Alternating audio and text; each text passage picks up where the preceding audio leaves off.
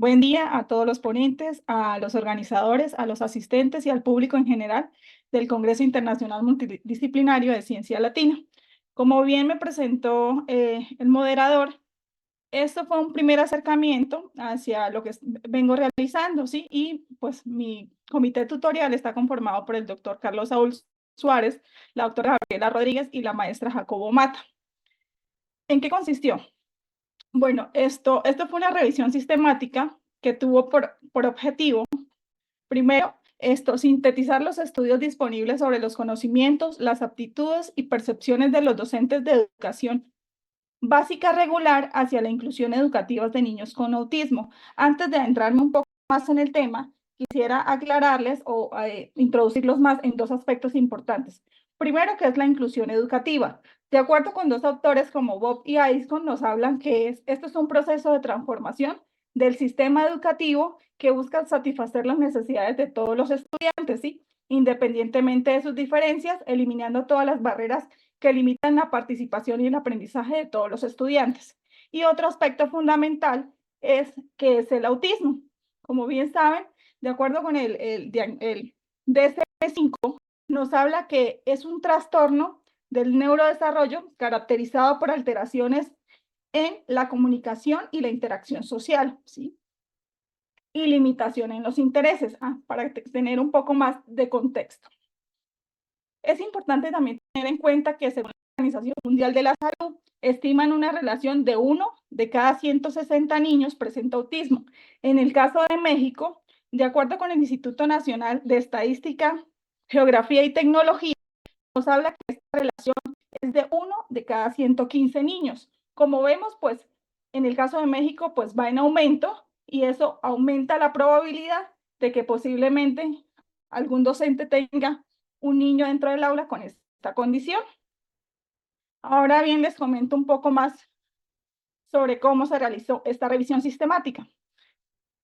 Inicialmente se hizo un procedimiento de la búsqueda de acuerdo con las directrices o la declaración Prisma, que consistió se eligieron 5 bases de datos, ¿sí? Entre ellas tenemos Scopus, Medline, PubMed, Web of Science y Google Académico, ¿sí? Se utilizaron unas palabras claves, como las que observan en la pantalla.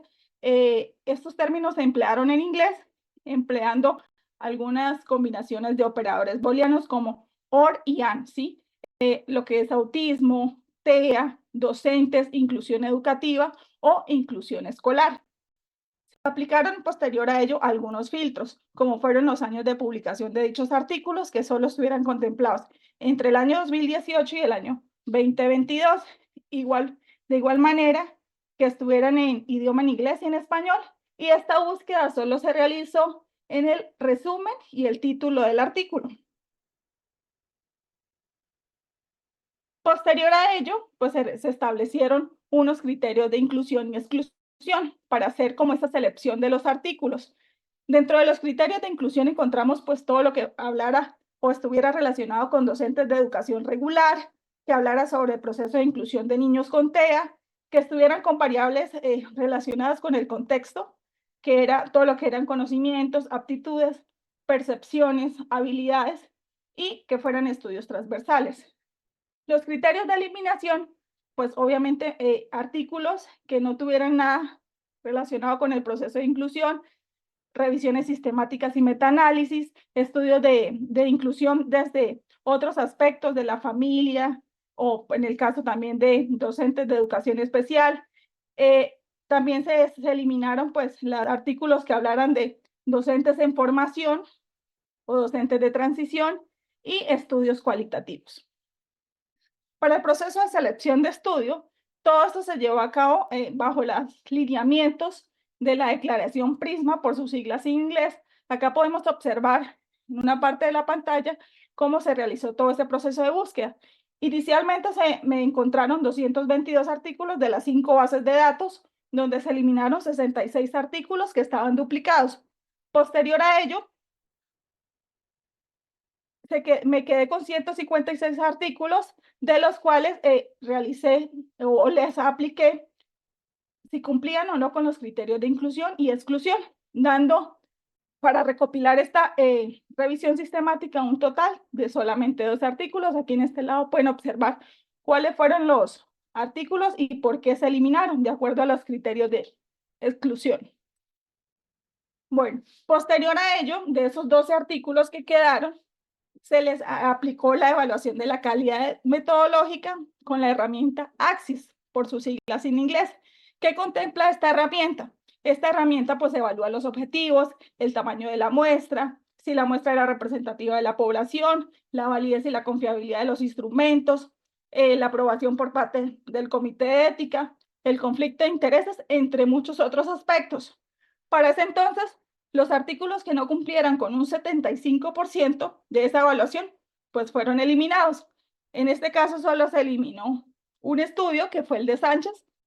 Posterior a ello, pues finalmente me quedé solamente con 11 artículos, de los cuales comencé a hacer la extracción de los datos. Para hacer la extracción de esos datos, tuve en cuenta pues 2 aspectos, ¿sí? Las características de los participantes y las características de los instrumentos. En el caso de las características de los participantes, pues me enfoqué mucho en el año, el país, la muestra, el tipo de educación hacia donde estaba dirigido y la formación profesional. Y en el caso de las características de los instrumentos, me enfoqué mucho en el objetivo, en variables, en cómo medían esas variables, con qué instrumentos y los resultados en general. Bueno, aquí podemos observar, pues ya de la parte de resultados, la mayoría de investigaciones se realizó en el continente europeo, ¿sí? Aquí podemos observar pues las investigaciones, con más o menos en Europa se contempló un 63%, en el caso del continente asiático solamente se encontraron pues un 18%, y finalmente en el continente europeo solo encontré una investigación que fue la que se realizó en Cuba. De igual manera, en la parte de la población, ¿sí? La mayoría de investigaciones, pues obviamente estaba dirigido a docentes de educación básica regular. Sin embargo, hubo una investigación que incorporó también la participación de padres de familia, que esta investigación fue la realizada por SUB y colaboradores en el año 2018. Asimismo, el género pues que mayor predominó fueron las mujeres, ¿sí? Con un 83% en comparación con los hombres, que solo representan un 16%, debido a que, pues, por lo general, las licenciaturas en la parte de educación han sido, pues, más apetecidas por mujeres, ¿sí? Sin embargo, hubo una investigación que fue al contrario, hubo mayor prevalencia del género masculino que el femenino, que fue la realizada por Al-Umayr en el 2021, debido a que esta investigación pues fue en docentes de educación física. Posterior a ello, cuando realizaron o hicieron la recolección de esa muestra, se encontró que pues la mayor parte pues, o los docentes ejercían en instituciones de educación primaria con un 62%, ¿sí? Y que seguidamente pues dentro de la formación académica de dichos docentes, la que mayor prevaleció fueron los docentes titulados por 3 años con un 25%, y posterior a ello pues encontramos pues, los que ya tenían una maestría, un doctorado, administrativos, técnicos, especialistas y doctores, ¿sí? Dentro de esto hubieron 4 investigaciones pues que no reportaron pues la formación académica de los docentes.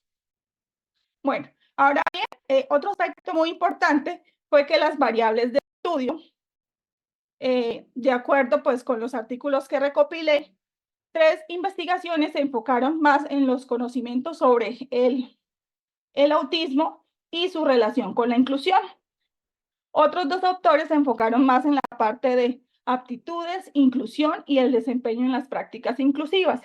Y finalmente, 3 autores y colaboradores se enfocaron en establecer la relación entre las aptitudes, si existía una formación especializada en el trastorno del espectro autista, y su relación con la formación en inclusión. De manera general, recopilé como o quise rescatar estos aspectos que son importantes para pues llegar como a nuestra parte final, que son las conclusiones.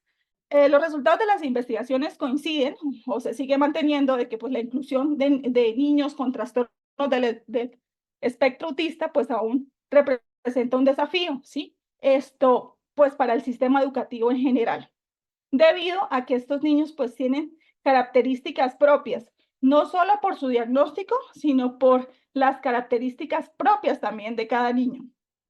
Además de ello, pues obviamente, debido a esas características, pues los docentes se encuentran ante un grande desafío en el proceso de inclusión, ¿sí?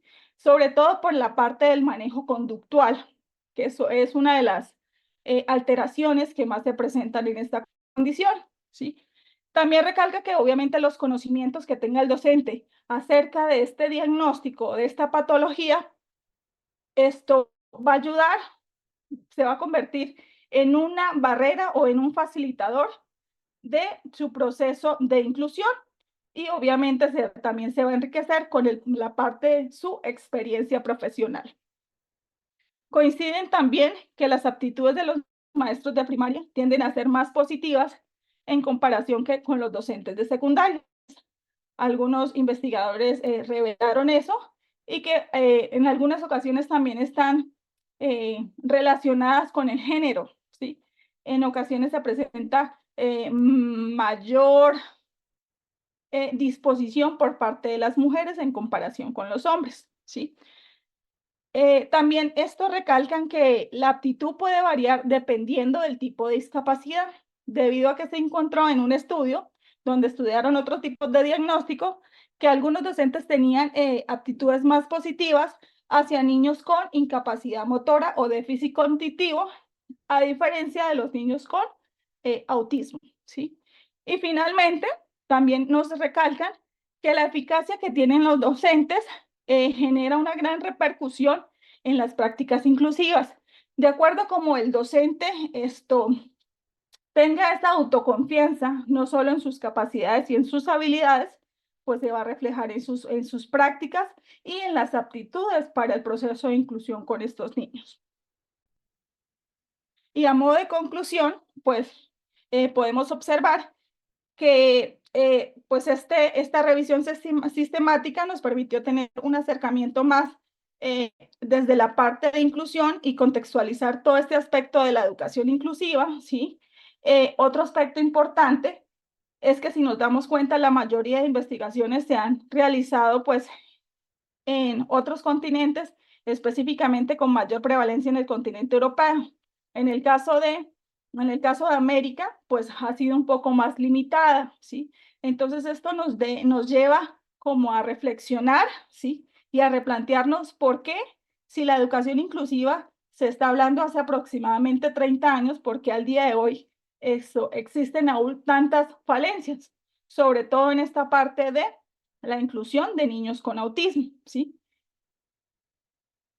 Y se convierte, pues, en este caso para mí, en una gran oportunidad, porque a raíz de eso, pues, estoy generando mi proceso de investigación desde la parte de mi maestría. Y finalmente, pues, les muestro acá un poco de las referencias de los artículos donde recopilé, pues, toda esta parte de la revisión. No sé si fui un poco rápido, pero debido al tiempo, pues, me tocó como agilizar y como dejarles como con mayor claridad todo el proceso que realicé. Y finalmente, pues para hacer el cierre, me despido con la siguiente frase. No es la discapacidad lo que hace difícil la vida, sino los pensamientos y las opciones de los demás. Y muchas gracias. Quedo atenta a cualquier inquietud cuando finalicen las demás ponencias.